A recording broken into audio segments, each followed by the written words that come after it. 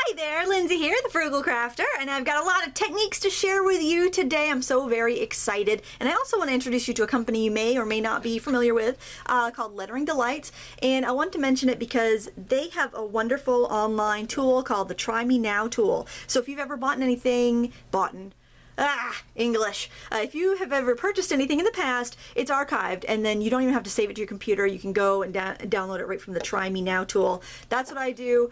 It's handy, and I don't have to try to find something on my very disorganized computer. So there is some oriental paper that I've just printed off this morning. I also printed off some clip art that I'm going to be using in this card. Let me turn this around so you can see it. They've got a wonderful variety of stuff, and they are also having a sale right now. If you want to check them out, they are at Lettering Delights. The link is right below this video in the Show More section, and you can check it out that way.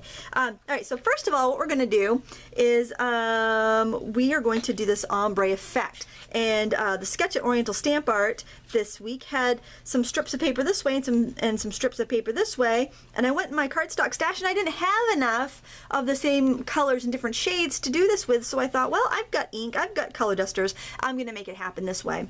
And I'm also going to use this rubber stamp from About Art Accents, and it's kind of a paper cut look. Actually, I first was going to use this paper cut from Lettering Delights that I cut on my die cutter, but it was a little too big for what I wanted, and I really couldn't cut it any smaller with any good detail. So, so they also have die cut sets at Lettering Delights. Check them out if you like to die cut and print stuff, and very, very easy to use.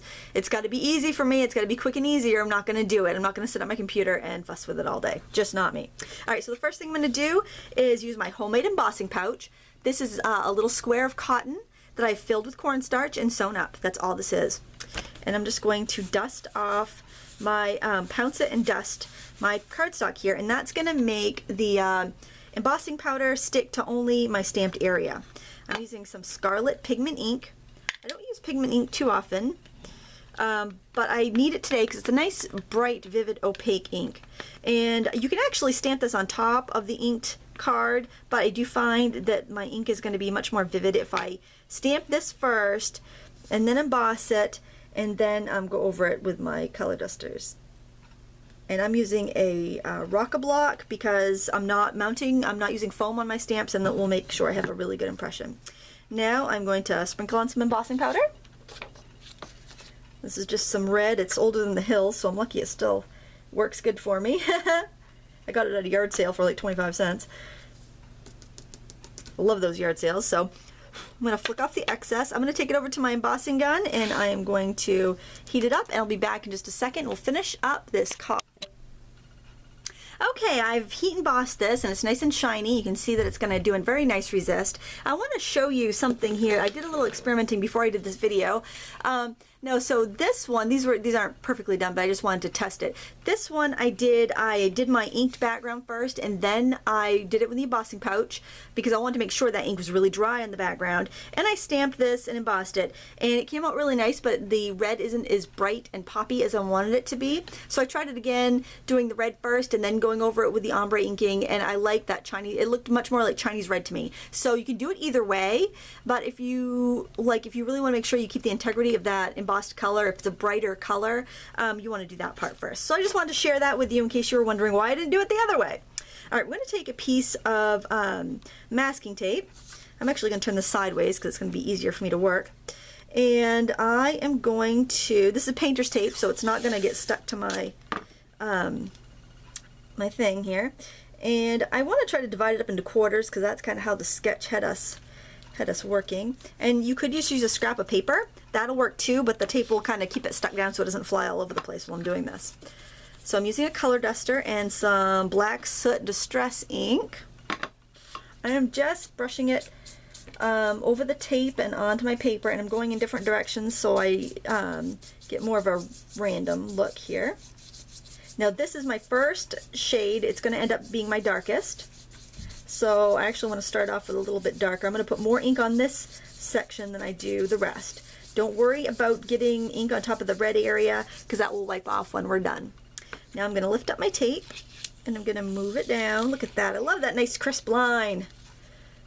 And I'm eyeballing it. If you're really picky, you could measure it.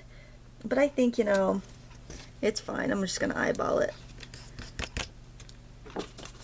Now when you do this color, you're actually going to be going over that first color too, because you want that first color to be darker than your second color. So that's how we get the ombre effect. Now think of this, think of all the colors that you could do this with, and it really saves time and supplies from trying to cut down a bunch of scraps of paper to do the same thing. So I hope my girls at Oriental Stamp Art like this technique. It may, if you don't have a lot of scraps in your scrap bin, it might actually end up working out quite well for you. So I always start either off the paper or on the tape, so I don't end up with any awkward hard lines on my design. Take this down one more time. Try to divide it up a little bit here perfectly. Well, there's no perfect in art, I don't think. Certainly not in anything I make. And we're gonna brush. We're gonna brush, brush, brush, brush, brush, brush. We're gonna brush, brush, brush, brush, brush, brush. We're gonna brush, brush, brush. We don't need to rush. We're gonna brush, brush, brush, brush, brush, brush. That is a toothbrushing song I sing to my kids, or at least I used to. We gotta brush, brush, brush, brush, brush, brush. See? Makes you want to brush your teeth, doesn't it? Yes, my kids would be rolling their eyes right now if they heard me singing the toothbrushing song. At least I'm not singing the potty song. That would be very embarrassing. I won't sing it. Well, maybe I'll sing it. No, probably not. Oops, you can see I did actually peel my paper a little bit there, but you know what that is? That is an opportunity for embellishment, folks. Whenever we mess up, it just gives us another chance to add a sticker or a button or something. Or I could actually trim that off. It's kind of off the design area, so I might do that too. All right, now that we've got our nice ombre look, what we're going to do is use a tissue to wipe this off. Any sort of cloth, tissue, paper towel will work. So we're getting that haze of black ink off the red, and it's looking all pretty. Now let's see, do I want to trim that off or do I want to leave it? I think I actually will trim that off. So I'll be right back in a second after I trim that off on my paper cutter. Okay, I trimmed off that little rip, and I'm just going to kind of ink up the edge here just so it looks a little bit more like the rest of the card. I could even do one of these jobbies here. There we go. And while I'm at it, I think I'm going to also ink up the edges of this ombre panel, which I did the same way. I just did not stamp on it first. I'm just going to give it a little definition. And I'm going to do the same thing to this Lettering Delights paper that I had printed off, but I'm going to pick up the ink pad to do that since it's a little bit bigger. And then we'll be all set to put this card together. I don't want to have a real messy edge. I find the Asian art really looks best if it's kept kind of clean. And so I'm just going to kind of try to keep that clean. Alright, I'm going to move my scrap inky paper out of the way. Oh wait, one more thing I want to do. I did print off this little Good Fortune clip art here from Lettering Delights, and I want to add a little bit of rouging to the edge. Now I don't want to go too crazy, so what I'm going to do, I just knocked off the excess. I'm pinching my brush, and I'm just going to kind of brush it along the edges just to give it a little bit of that color. And plus I got my inky old grimy fingers on it, so I also want to kind of make that not show up so much. I should keep a wet towel nearby because my fingers are always filthy whenever I'm crafting. I've always got ink or something on them. There we go. I like that, and this just warms it up a little bit. Okay, so we're going to move this stuff out of the way. I'm going to grab our white card base. Now I'm going to have to set this together right side up, then flip it around for you because I'm going to have it opening on the wrong side or something. So there we go. Alright, I need my double stick tape, which one of my kids made off with about 5 seconds ago, so I'm going to have to get myself a new thing of it.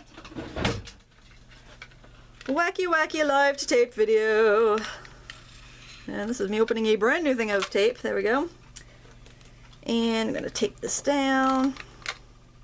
I love double-sided tape. I pretty much use that. I know a lot of people are using the ATG guns and fancy adhesive machines and stuff, but you know, I really don't think anything beats just the plain double-sided tape. It's photo safe. I get it at Sam's Club. It's not too expensive. It's more expensive than it used to be, but it's not too bad. And I don't need a fancy machine that's going to clog and get gummed up, and if my kids take one to use on their projects and I don't get it back, I'm not out a $30 tape dispenser. So it works for me. And I'm going to stick that down there. I'm just following the sketch from memory. Hopefully I got it pretty close to accurate. I'm going to put that in there so we get that ombre look. And you know, try that with different colors. I think it'd be just stunning and whatever. And you could even do like a rainbow effect too. I think would be quite pretty. I'm going to put that right down there. I'm going to put my little sentiment on there as well. Good fortune. And I think I'll just kind of overlap it a bit. And maybe I'll use some, well, let me use some dimensionals. Going over here. Perfectly planned as always. I'm going to put some dimensional foam on the back. And you know, it's a very easy card, but you learned a new technique. You learned how to make an embossing buddy, and you learned about a new company you might want to check out. So hey, I think that's a win. I think that's a win when you learn something and you get to make, oops, let's put the right side up. That'd be more fortunate.